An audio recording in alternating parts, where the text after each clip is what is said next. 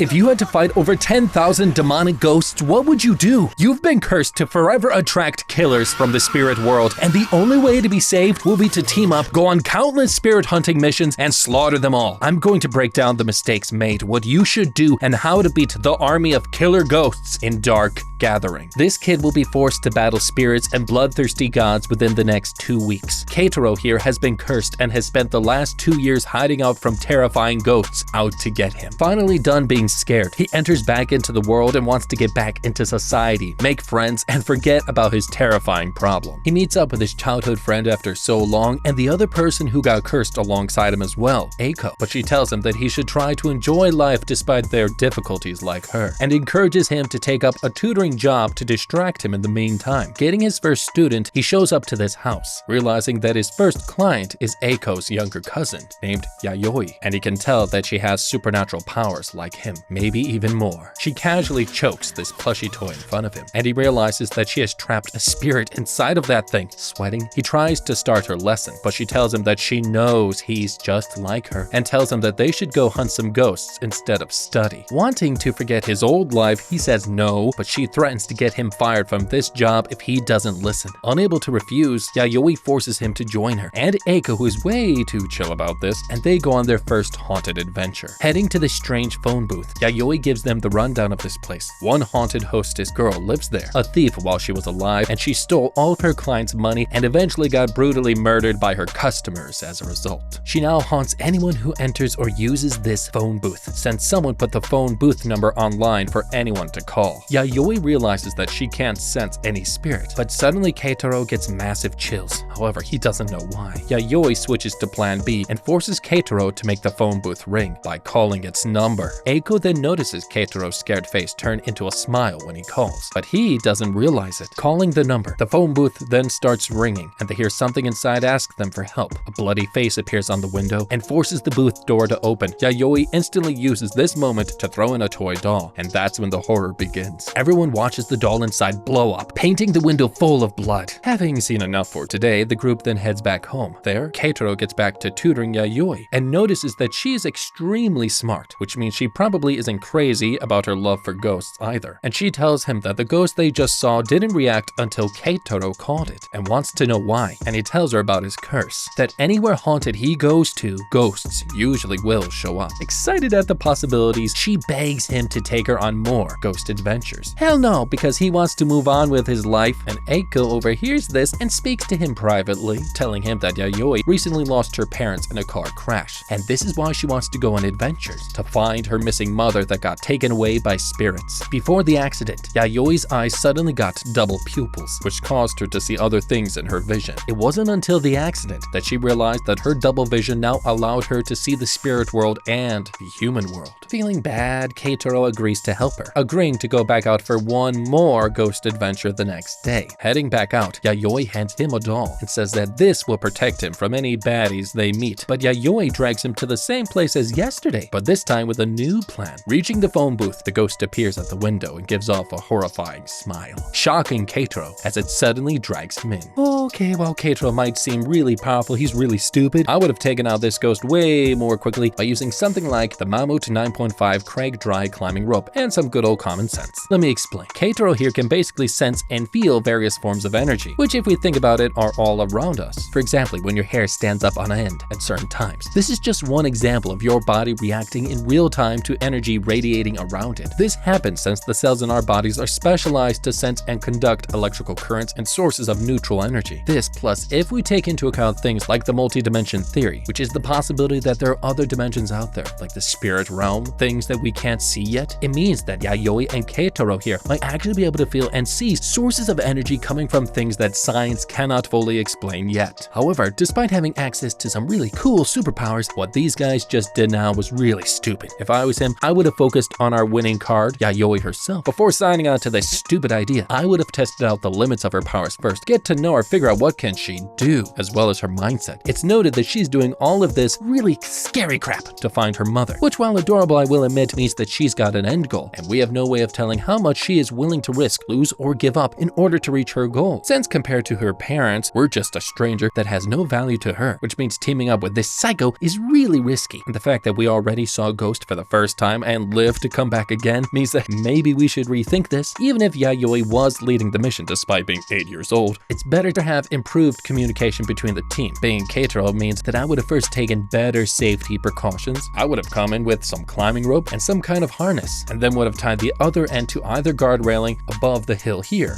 We know that we attract spirits to wherever we go, and this one is super malicious. Therefore, it's easy to assume that they would try to get us somehow. Has anybody watched a scary ghost movie? You know it's gonna happen. At the end of the day, remember, there's nothing to gain from this ghost adventure. If we had just walked away right now, before we even walked over there, we could have avoided all of this. Trapped, Keitaro begins panicking, but sees footsteps approach him, just as he gets choked. Yayoi then notices that this ghost is overriding the protection spell that she gave Keitaro, making her realize how badly spirits in general want him. Having seen enough, she takes out her weapons and charges in, forcing open the door, and she grabs Keitaro's protection doll and slams it at the phone booth spirit, cutting off the phone and disabling it. She assures Keitaro that she will always protect him, and she traps the evil ghost in a new plushie toy. My, how cute. This causes Keitaro to freak out and wonders what kind of freak Yayoi really is. And later, he gets mad at them for all of the ghost things, but Eiko points out that when he called the phone booth yesterday, he didn't realize that he was smiling, and suggests that he actually secretly likes all of this ghost hunting deep down. But Keitaro doesn't believe her and suspects that while Yayoi is good at this ghost hunting thing, she struggles to find ghosts herself, and this must mean that the ghost world is actually hiding from this little girl. The next day, Keitaro heads to Eiko's place again, thinking today will be a normal day of tutoring. Oh, that's funny. And wouldn't you know, Yayoi blackmails him again into going into another terrifying adventure. Is this guy an idiot or what? Anyways, Eiko reveals to Keitaro that they're going to his grandma's shrine today, and she tells Yayoi that since Keitaro got cursed, he regularly gets exorcisms done by his grandma to discourage spirits from finding him and to help him reintegrate back into society. Keitaro gets surprised and says that he doesn't have an appointment with her for another few weeks, but Eiko doesn't care. Reaching, Granny greets her beloved Eiko, but can sense that Yayoi can see ghosts too and keeps a watch on her, while Keitaro goes in to get cleansed. Waiting outside, Yayoi is restless,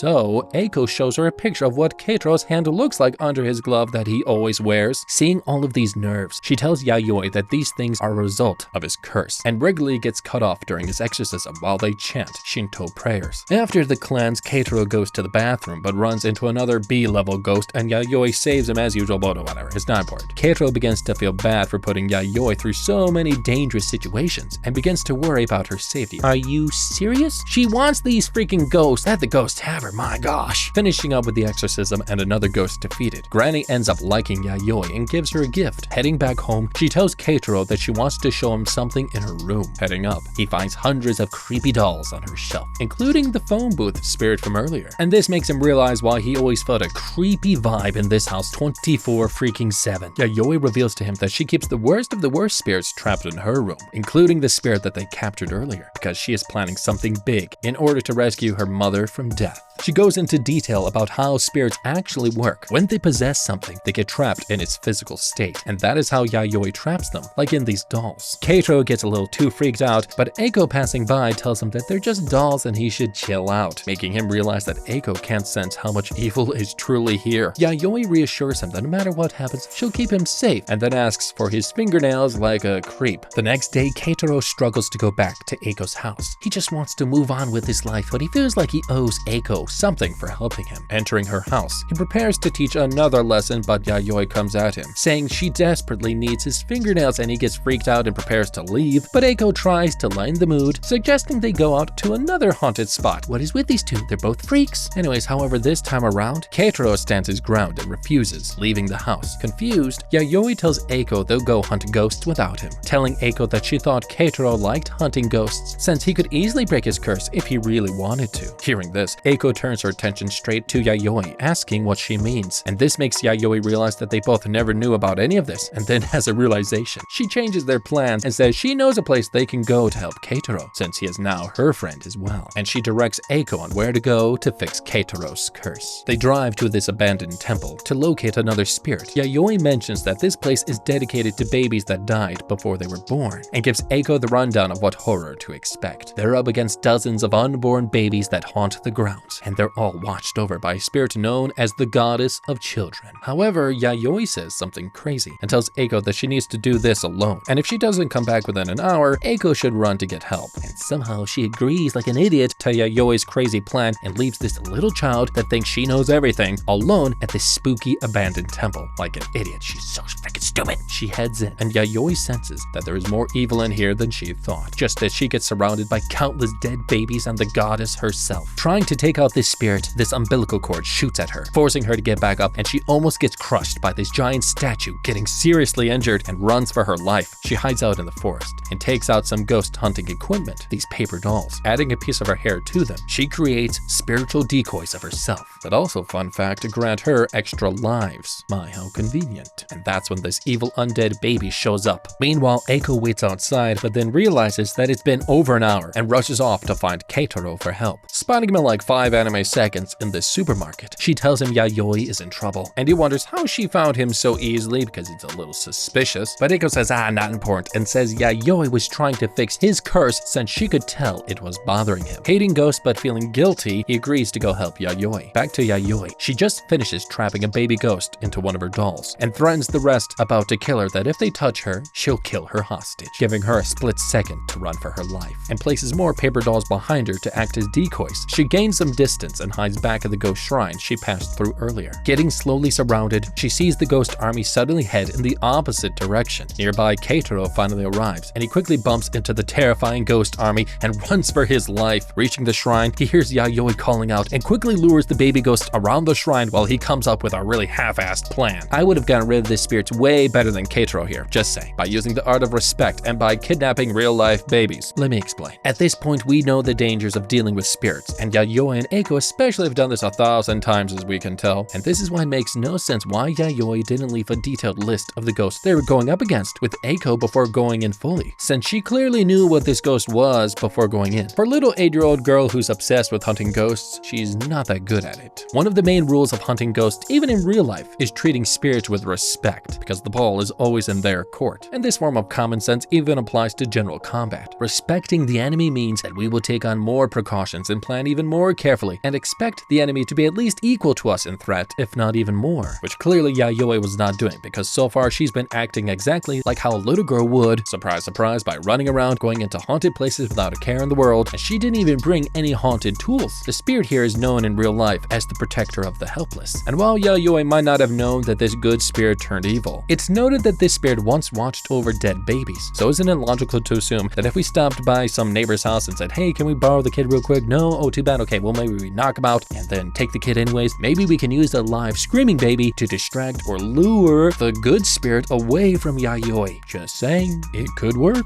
Running around the shrine, Keitaro circles back, and Yayoi knocks over this statue, grabbing this piece of the spirit, and she quickly goes to meet Keitaro's hand reaching out, pulling in while they get out of the area into Eiko's car and finally, somehow, escape. Later, Keitaro tells Yayoi he knows she risked his life for him, and he thanks her, and she tells him that he's become her new good friend, and unlike her family, she is now strong enough to protect everyone. She then takes him to her room and reveals why she needed his fingernails. She needed them in order to make the possessed dolls work, and she's put a piece of her physical body inside each doll. In doing this, it redirects any attack from coming to her onto her dolls, including any attacks any doll in here tries to do to her, making her safe from harm and these dolls her full-on servants. And this is what keeps her and Eiko safe 24/7, and she wanted to do the same thing for Keitaro. She throws the finger of the spirit she collected earlier into her room and tells her spirits in here that this finger is the one that tried to hurt her, and as a result hurt the spirits in here. Pissed off at this finger, they want to harm it, and Yayoi then tells them that it doesn't have a piece of her inside it, which means they can take revenge on this spirit without getting hurt themselves. And Keitaro looks in horror at what's going on. Only a fraction of its strength here. The spirit inside the finger realizes it's screwed.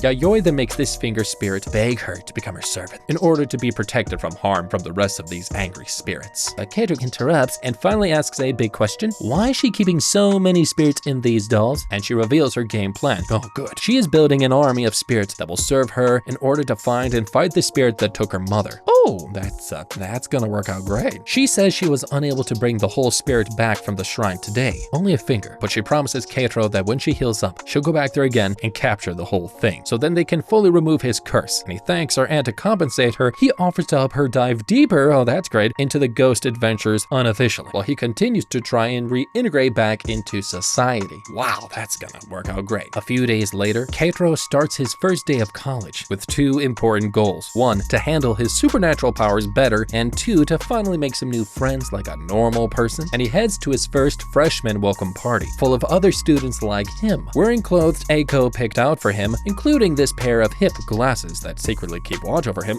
He very quickly sucks at making friends, but he meets this nice guy who tells him his name is Nagayama, president of some random club, not important, and asks Keitaro to join them for some more drinks back at their apartment. Watching him, Yayoi hears something in the audio saying the words die, and thinks something evil is hiding within this party. After the event, Keitaro meets up with Nagayama and gets in his car full of other students from his club. They give him some water to sober up and tell him their place is over a complex T building, but suddenly Keitaro feels a cold, supernatural chill. He tells these guys about it and thinks he's just being silly, but Nagayama tells him he's into ghost stuff too, and tells him a scary story about their college. There's this secret, unalive club at school where a group of students pretend to be a normal club, but secretly recruit members during the welcome party to join them in kicking buckets, you can say. Each year, the name of the club gets changed because, well, all the members die each time, and the police never know who the new ringleader running the club is, unless they notice the one name that appears each year on the welcome party guest list, continuing the club's legacy, and the name is Nagayama. Keitaro finally sees the evil spirit possessing him and realizes that he is the ringleader, and that's when he gets super sleepy because he's been drugged and passes out. Meanwhile, the girls watching him through their spy gear, my how helpful of them, quickly stop creeping to go rescue him. Meanwhile, heading there, Yayoi researches the apartment Keitaro went to and finds out 133 deaths have taken place there over the last few years, and suspect that a train station connecting to the school and this apartment is how the spirit possessed a passing by student, before corrupting others to join them. Yayoi wonders what this spirit is achieving by leading people to their death, and thinks something is up just as they reach the apartment. Okay, well, Keitaro is so screwed. I'm glad I'm not him. But anyways, I would have fixed all of this by not focusing on saving Keitaro and rely on this building's already known reputation. Look, this situation seems unreal. This event is actually directly based on a real-life event in history known as the Takashi Madara House Complex, which was a large area of buildings that were built in the 1970s that soon became known around Japan as the place to go to if you wanted to, well, kick a bucket, if you know what I mean. It got so bad at one point in the 1980s, around one person jumped every 65 hours, equaling to 133 total people in that year alone. The craziest part about this building was that most of the deaths committed here didn't come from the people living there, but came from tourists traveling from other parts of Japan, all wanting to just reach this building. Back in the 70s and 80s, there weren't many high-rise buildings, and this building was easier to sneak into than other commercial office towers. And also, building codes at the time didn't have any preventative measures like fences on rooftops. And once word broke out about this building and what it could help certain people do, it became the country's go-to place for this type of thing. But the real enemies in this case is the school Keitaro goes to. It's noted that each year, a new person creates the same club as the previous year, so the cops never know who the new student mastermind is. But even then, at this point, these murders of students would have classified this as an epidemic, which means that the school and police should have noticed each year they saw a new student show up the exact same name. This building, at this point in time, would have been on police and the school's radar, and means that the school by now would have likely wanted to prevent another disaster from ruining its reputation. In general, school safety is a very high concern in most countries due to the concentration of vulnerable youths, which is why such systems like the blue light system are common within these areas to offer students much more ways to call for help. By us calling the cops for help, or fire department or something, saying there was a fire or shooting at a housing complex, it would have meant that the first responders would have likely reached there first and would have given Eiko and Yayoi more time to spare, which would have allowed the police to focus on saving the other students and possibly Keitaro, while Eiko and Yayoi worked on taking down the dangerous spirit. Reaching the apartment, Yayoi climbs out the walls, busting in and saving Keitaro just in time, and stuffs sacred gold flake sake at Nagayama, making him instantly cough out the spirit. But something is off and he's still angry. Yayoi realizes that this man was already evil before the spirit possessed him, and she quickly ties up the bad man while saving the rest of the students before they die, and they manage to escape before the police show up, while Yayoi captures yet another spirit for her ghost army. On the way back, Keitaro gets bummed out on how he's failed to make friends once again and will never go back to a normal life. Yayoi tells him that he's better off learning how to deal with situations involving ghosts since he'll always run into them, and he must learn how to protect the ones he loves and not be a wuss. Ooh, shots fired. She offers to train him, and then he has a realization and asks them how they knew where he was, but fortunately Yayoi covers Eiko's stalker butt by saying they found him with their womanly intuition. A few days later, they go on a camping trip to relax after all the ghosty missions. Yayoi asks Keitaro if he's made up his mind about joining her official ghost hunting squad, but he's unsure if he wants to relive his old life dealing with ghosts just to stop his curse. But Eiko later convinces him to join. As a nerdy researcher, she reveals that she's been tracking down everything that has happened to them so far, and she believes everything happens for a reason, and this is why she continues to deal with ghosts despite what happened to them. She suggests that they should work together from now on and to not split apart. And just then, Eiko sees someone fall off a bridge in the distance, but Keitaro doesn't sense anything and thinks, well, she's just probably tired. They then head to bed. However, later, Keitaro wakes up to the sound of Eiko sleepwalking towards the bridge where the spirit was spotted. Hearing the ghost call out to her, Yayoi realizes that this is a special kind of spirit that uses mind control to make people jump off of bridges. Not technically possessing Eiko, they can't stop this spirit until they find out its actual location. And having a crazy plan, Yayoi says they must guide Eiko to the bridge so they can find the spirit controlling her and stop it. Otherwise, Eiko will never be free. So they get ready accordingly. Okay, so we're in a situation where the group of supposed veteran ghost hunters sure as shit act like amateurs yet again. Great. Look, even if we wanted a break from ghost hunting life, it's insane that they didn't better prepare for problems to come up during their camping trip, since at least 2 out of the 3 people here attract ghosts daily. Japan is almost 70% covered in forest, and this means aside from the obvious forest-prone environment, it means maybe bringing things like binoculars or infrared night vision cameras. That would have been one real great way to not be at a disadvantage when traveling through an area without any help. That's why them coming out here as they did was just stupid. It'd be like if you go camping into an area known for having bears. At the very least, a sane person would bring some bear repellent. And also, Yayoi knew exactly what was wrong with Eiko and revealed that ghosts can also mind control their victims from another area, making them much more of a threat. Yayoi could have prepared this in advance, as this type of threat is much more deadly. And on top of them thinking in the short term, like come on, at this point by now you gotta equip yourself with some body cams on your person so you can begin recording everything that's happening. This way the footage could have been played back after each ghost hunt. Then you could replay the events and figured out what went wrong, what went right, and what you could have improved on. Duh. This would have been a huge benefit to Yayoi and would have made her a better ghost hunter at a much more exponential rate. Look at that, aren't I smart? Jeez, these guys are stupid. Heading to the bridge, Yayoi hides while Keitaro guides Eiko across it, acting as bait. Sensing the location of one spirit, he radios Yayoi about it. Using one of her dolls, she attacks it, forcing it into a last-minute move, try to find a body to possess, and aim straight for Keitaro, allowing them to catch it with a nail-protected doll. And they put it in a spirit-proof bag full of salt, but that's when Eiko heads straight for the bridge to jump off, right as one of Yayoi's dolls gets taken and thrown onto the floor. And just then, other spirits appear out of nowhere to rip apart the doll and free the trapped spirit inside, letting Yayoi know the exact amount of spirits in the area. Meanwhile, Keitaro reaching for Eiko falls off the bridge with her, but they get saved by their rope harness. Having planned for all possibilities, they continue to make a run for it, while Yayoi on the bridge sprays salt onto the dolls, trapping 2 other spirits in the crossfire. Down below, Keitaro rushes off with Eiko, but comes across more spirits in the distance and realizes they're being followed, and that's when Eiko starts freaking out as Keitaro trips and falls into the water. And that's when spirits hiding in the water appear and hold him down. Eiko, now possessed, pours this spirit into his mouth, about to get possessed. Keitaro quickly thinks fast and drinks some sacred sake, forcing the spirit inside of him to exit his body, while he whips out another doll for it to go into, and he traps it inside of his bag full of salt. Finally arriving, Yayoi comes in and quickly saves the day, trapping the remaining angry spirits with some crazy moves as she gets them to rat on which one is possessing Eiko here, capturing that one and finally freeing Eiko from possession. The next morning, Eiko wakes up with no memory of what had happened and thanks Keitaro for saving him. And then they both admit their love for each other and he promises he'll always save her. Oh, how cute, and will end the curse and will help start their lives soon with a clean slate. And has no idea that Eiko's evil plans of using the curse to make them be together is secretly working.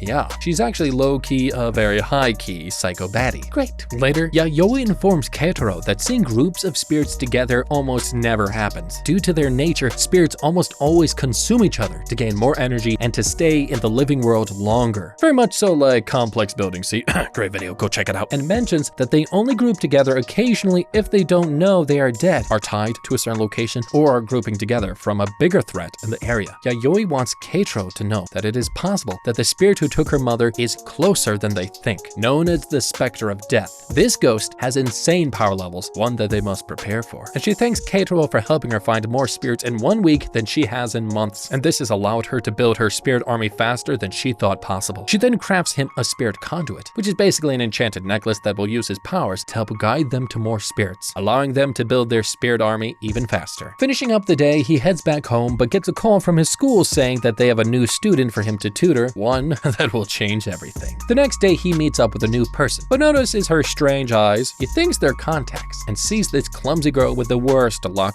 named Ai Kamio. A waitress suddenly spills a drink on her, but Keitaro notices a pair of footprints on the floor next to her. Ai knows what he's looking at and realizes that he can see ghosts too. She begs him to help her, saying she's never been possessed, but ghosts have always been around her for years, and bad things happen to the people around her as a result, including the recent death of her brother. She thinks his ghost is the one protecting her right now from the other spirits 24/7, and because of this, he can't rest in peace. She asks Keitaro to help her fix this problem so her brother can finally go to heaven, and he decides to take her to Yayoi. There, Ai thinks she's just a little girl, but Yayoi can sense that Ai is being followed by two spirits, one more evil than she's ever seen before. She quickly sets up a half-assed ritual, great, and traps the evil spirit following Ai. Solving her problems, she takes a strand of her from her to put into a protection doll of hers, but notices that Ai's eyes have now changed. That night, Keitaro has a dream of one spirit who tells him that Ai's brother is the real threat, and he must go save her now. Suddenly, he gets woken up by Yayoi on the phone. She warns him that Ai's doll is currently taking damage, meaning someone is trying to harm Ai right now. They both rush over to her house. Yayoi finds the apartment number from Keitaro and climbs up the building. Busting in, she sees Ai's horrifying brother choking her, but for some reason, he is forced to stop as the clock strikes midnight and is now unable to harm her. He tells them that he was trying to save her from a fate worse than death, and he finally ascends into heaven. A little later, Ai cries about her bro like a big baby and wonders why he tried to kill her, but Keitaro notices that he didn't sense anything evil about her brother, which means he must have done it for a good reason. She tells them it makes no sense since she's only got 4 years left to live anyways. Yayoi and Keitaro look at her, and that's when she reveals a horrifying fate, revealing that a few years ago, a god fell in love with her and decided to take her away when she turns 20. Keitaro notices the same spirit he talked to earlier in his dreams in this family picture of Ai and her brother. He tells Yayoi, who doesn't see it. She then refocuses her powers, causing her to see the spirit in the picture too. She thinks Keitaro saw it first because of his family ties to his shrine, and just then she notices Ai's pupils turn back into star shapes and suspect that the spirit they caught from Ai earlier has just escaped from her room. Keitaro mentions he thought her eyes were contacts this whole time, but Yayoi finally realizes that they're a brand, and this girl has been marked for sacrifice. A normal ghost wouldn't be able to do this, which means this spirit that claimed Ai must have the powers of a god. And just then they see more spirits enter the room around Ai.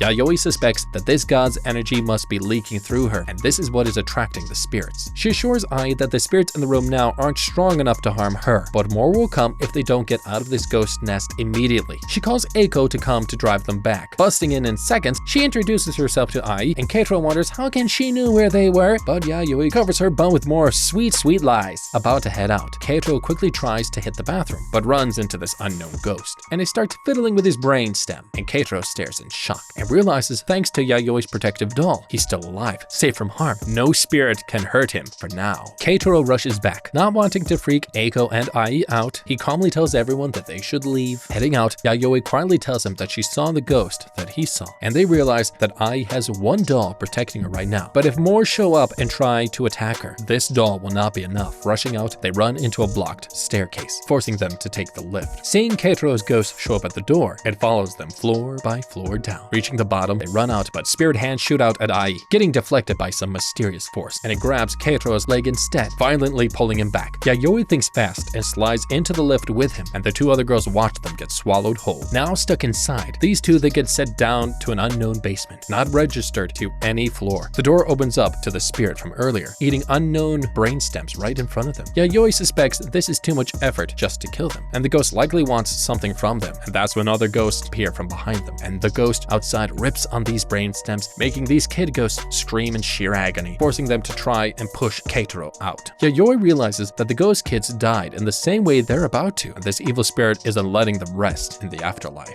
Okay, Keitaro and this group could have escaped if they were all just aware of two very important factors. One that has to do with social, psychological phenomena and survival mechanism. Let me explain. We know right now that the ghost wasn't able to interact with Keitaro's body fully. It means that they still had time to get out of here. And this means there was no reason to calmly tell them to get out, because in reality, if I was him, I would have run back and yelled to have them get out now, because we're all about to die. This would have forced them to act more quickly, because why in the world were they trying to be calm about it? The doll is protecting him. They could have moved a little bit faster. They didn't need to be all sneaky. And also, escaping the area and taking the lift was the worst idea. Taking the stairs is an obvious choice, even if there was construction, but here's the thing. They didn't even bother to peek and look and see how much construction was ahead, if there was enough for them to go around. Unbelievable. They did something that is based on psychological survival mechanism known as catastrophizing, which is a tendency to always assume the worst will happen. Basically, by predicting for the worst, we can better prepare for the their future. But this only works if someone is able to correctly predict what will happen in the future. And without this mindset of thinking has been linked to anxiety in people who like to feel in control, as they're more often to think this way. Yayoi in this case is exactly this type of person. It means that her second in command, Keitaro, should have known better and forced his team to at least check out the staircase route before retreating to the lift. My gosh, they're stupid. About to get pushed out, Yayoi quickly takes a plushie spirit to hand to Keitaro, protecting him momentarily while she heads out to attack the evil spirit solo. Darting around at lightning speed, she distracts this spirit and drops a rope on its leg. Keitaro finally gets what's going on and tugs on the rope hard, trapping him to the floor. Yayoi then tells this evil ghost that since it tried to attack them, but attacked one of her dolls, the spirit inside the doll is now super pissed. The trapped spirit inside of the doll begins violently attacking this brainstem ghost into the lift, and it quickly gets eaten, weakening its powers, allowing Yayoi and Keitaro to escape from this dimension. Heading back to the ground floor, Yayoi then decides to use this brainstem ghost to help Ai with her ghost problem, creating some sort of a messed up ghost scarecrow to scare away other spirits, while the ghost children get their revenge on it for eternity.